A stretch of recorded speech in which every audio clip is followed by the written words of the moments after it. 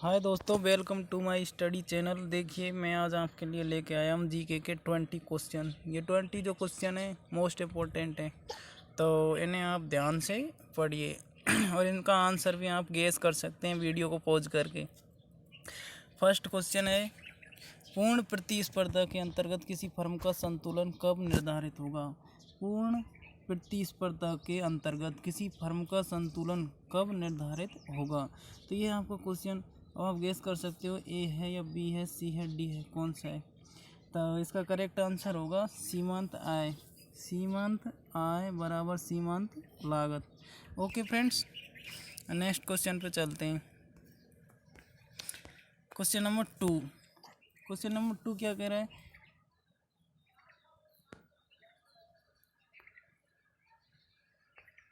किसी उद्यमी द्वारा विज्ञापन तथा जनसंपर्क पर किया गया खर्च किस प्रकार के व्यय का हिस्सा है। किसी उद्यमी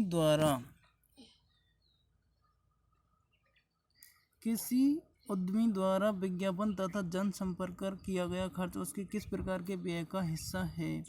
तो इसको ध्यान से पढ़िए और फिर देखिए इसका आंसर क्या होगा। तो इसका करेक्ट आंसर होगा ऑप्शन नंबर डी। क्या होगा? ऑप्शन नंबर डी, मध्यवर्ती उपभोग। अब चलते हैं नेक्स्ट क्वेश्चन पर। Question number 3। क्वेश्चन नंबर 3 देखते हैं, इम्पोर्टेंट क्वेश्चन है। भारतीय संविधान की समवर्ती सूची की धारणा किस देश के संविधान से ली गई है। तो यहाँ आपको बताना होगा, 4 ऑप्शन दिए हुए हैं। भारतीय संविधान की समवर्ती सूची की धारणा किस देश के संविधान से ली गई है। आपको ये पता होना चाहिए कि समवर्ती सूची, संघ सूची और राज्य सूची, ये 3 सूचियाँ होती हैं। तो समवर्ती सूची है वो कौन से देश से ली गई है, किस देश के संविधान से ली गई है। तो इसका करेक्ट आंसर हो जाएगा option number D, Australia. Correct answer हो जाएगा ऑप्शन नंबर डी, ऑस्ट्रेलिया। अब चलते हैं नेक्स्ट क्वेश्चन पर। Question number 4। Question number 4 most important question है।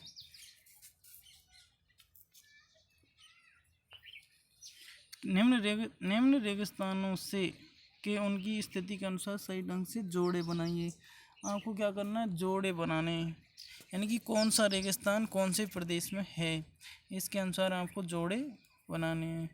तो देखिए, कालाहारी रेगिस्तान कहाँ पर है, ये है अपन का अफ्रीका में। तो कालाहारी रेगिस्तान हो गया अफ्रीका में। अब है अटाकामा रेगिस्तान है दक्षिण अमेरिका में। कहाँ पर है फ्रेंड्स? दक्षिण अमेरिका में। इसके बाद आता है थार का रेगिस्तान है अपने एशिया महाद्वीप में। कहाँ है? एशिया में। ग्रेट विक्टोरिया होगा ऑस्ट्रेलिया में। तो option number A is correct. Okay, अब चलते हैं नेक्स्ट क्वेश्चन पर। Question number 5। न्यूरॉन क्या होता है। इम्पोर्टेंट क्वेश्चन है, न्यूरॉन क्या होता है। तो तंत्रिका तंत्र की आधारभूत इकाई। न्यूरॉन क्या होता है, इसका करेक्ट आंसर हो जाएगा ऑप्शन नंबर ए, तंत्रिका तंत्र की आधारभूत इकाई। ठीक है फ्रेंड्स, अब चलते हैं नेक्स्ट क्वेश्चन पे। क्वेश्चन नंबर 6 क्या कहता है। क्वेश्चन नंबर 6, सेलुलोज भित्ति। कौन सी भित्ति? सेलुलोज भित्ति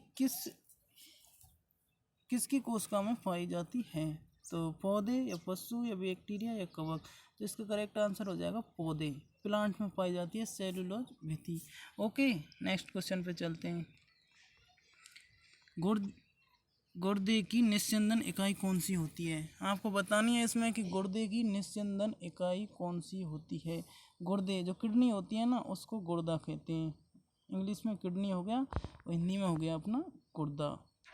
तो गुर्दे की निस्यंदन इकाई कौन सी होती है। तो इसमें हो जाएगा अपना ऑप्शन नंबर डी, नेफ्रॉन होता है ना, नेफ्रॉन, उसको गुर्दे की निस्यंदन इकाई कहते हैं। अब चलते हैं क्वेश्चन नंबर 8। क्वेश्चन नंबर 8 है अपना। 8 देखते हैं, उच्चतर पौधों के बीजों के पोषक ऊतकों को क्या कहते हैं। उच्चतर पौधों के बीजों के पोषक ऊतकों को क्या कहते हैं।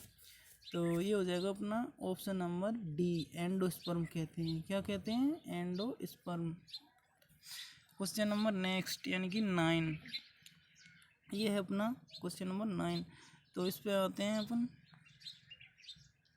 यीस्ट महत्वपूर्ण स्रोत है, यानी ये यीस्ट होता है ये किसका महत्वपूर्ण स्रोत है? प्रोटीन का है, विटामिन बी का है, विटामिन सी का है, या फिर विटामिन ए का है? ये किसका महत्वपूर्ण स्रोत है? तो ये हो जाएगा अपन का विटामिन बी का महत्वपूर्ण स्रोत।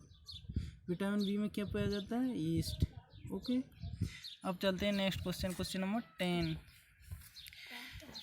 निम्न में से कौन से शहरों तथा उनके साथ प्रतिष्ठानों से संबंधित व्यक्तियों के गलत जोड़े बनाए गए हैं? आपको जो चूज करना है वो ये करना है कि गलत जोड़ा कौन सा है। तो आपको देखना है कि गलत जोड़ा कौन सा है।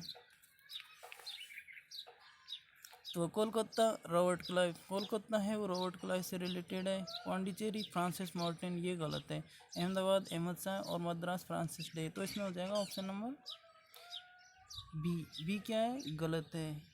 ये क्या है? गलत। Question number 11। क्वेश्चन नंबर 11 है, निम्न में से किस युद्ध से भारत में फ्रांसीसियों के भाग्य का निर्णय हुआ? क्वेश्चन नंबर 11, निम्न में से किस युद्ध से भारत में फ्रांसीसियों के भाग्य का निर्णय हुआ था? प्लासी की लड़ाई, बॉडीवॉश की लड़ाई, प्रथम कर्नाटक युद्ध, बक्सर की लड़ाई। तो इसका आंसर है ऑप्शन नंबर बी, यानी कि बॉडीवॉश की लड़ाई। अब चलते हैं क्वेश्चन नंबर नेक्स्ट एंड 12वां क्वेश्चन। तो क्वेश्चन नंबर 12, क्रीमियन युद्ध का समापन किस प्रकार हुआ? क्रीमियन युद्ध का समापन किस प्रकार हुआ? तो जो ऑप्शन नंबर 4 है इनमें से चूज करना होगा आपको करेक्ट। तो इसका करेक्ट हो जाएगा ये डी, पेरिस समझौता। ठीक है, क्वेश्चन नंबर 13। क्वेश्चन नंबर 13, भारतीय प्रायद्वीप की सबसे लंबी नदी है। क्वेश्चन नंबर 13 है कि भारतीय प्रायद्वीप की सबसे लंबी नदी कौन सी है? गोदावरी है, कृष्णा, कावेरी, नर्मदा।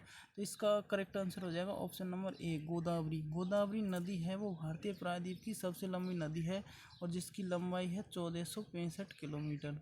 कितनी है फ्रेंड्स? 1465 किलोमीटर लंबाई है गोदावरी नदी की और भारतीय प्रायद्वीप की यह सबसे लंबी नदी है। ओके, अब चलते हैं क्वेश्चन नंबर 14।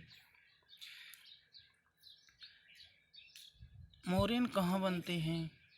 मोरेन कहाँ बनते हैं? तो क्वेश्चन नंबर 14 है, मोरेन कहाँ बनते हैं? तो मोरेन बनते हैं, इसका करेक्ट आंसर हो जाएगा हिमानी क्षेत्र में। कहाँ बनते हैं? हिमानी क्षेत्र में बनते हैं। मोरेन कहाँ बनते हैं? हिमानी क्षेत्र में। क्वेश्चन नंबर 15, हिमालय पर्वतमाला किसका उदाहरण है? जो हिमालय पर्वतमाला है वो किसका उदाहरण है? बलित पर्वत का, या ज्वालामुखी पर्वत, अवशिष्ट पर्वत, बिलाव पर्वत। तो इसका करेक्ट आंसर हो जाएगा अपना ए, ऑप्शन नंबर ए, बलित पर्वत। जो हिमालय पर्वतमाला है वो बलित पर्वत का उदाहरण है। किसका उदाहरण है? बलित पर्वत का। ध्यान रखना, महत्वपूर्ण क्वेश्चन है। क्वेश्चन नंबर नेक्स्ट, निम्न में से कौन सी उष्ण महासागरीय धारा है? तो निम्न में से कौन सी उष्ण महासागरीय धारा कौन सी है? गल्फ धारा, क्यूराइल है, कैनरिया, लेब्राडोर है।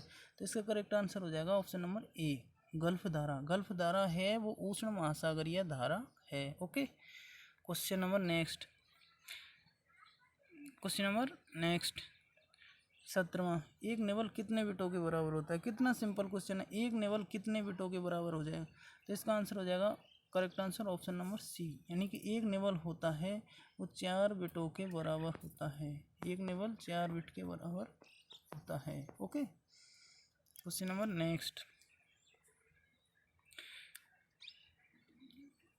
18वां, HTML में किस में परिबद्ध कुंजी शब्दों के बने होते हैं?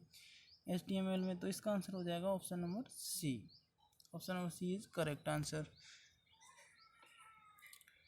क्वेश्चन नंबर 19, कौन सा मुद्रक एक से अधिक संप्रति या सप्रति एक साथ मुद्रित नहीं कर सकता? या प्रति, कौन सा जो मुद्रक है वो एक से अधिक प्रति एक साथ मुद्रित नहीं कर सकता, यानी कि सिंगल ही करता है, डबल नहीं कर सकता? तो ये हो जाएगा अपना डेजी भील, option number C is correct. Okay, question number 20, question number last है 20 है। मैंने आपको 20 जो क्वेश्चन है महत्वपूर्ण जीके के वे बताए हैं। तो लास्ट क्वेश्चन देखते हैं, एंजाइम क्या होते हैं? एंजाइम क्या होते हैं? 20, एंजाइम क्या होते हैं? तो एंजाइम होते हैं अपने प्रोटीन। एंजाइम क्या होते हैं? Protein, option number D. If this video is interested and knowledgeable for you, then subscribe the channel. Okay.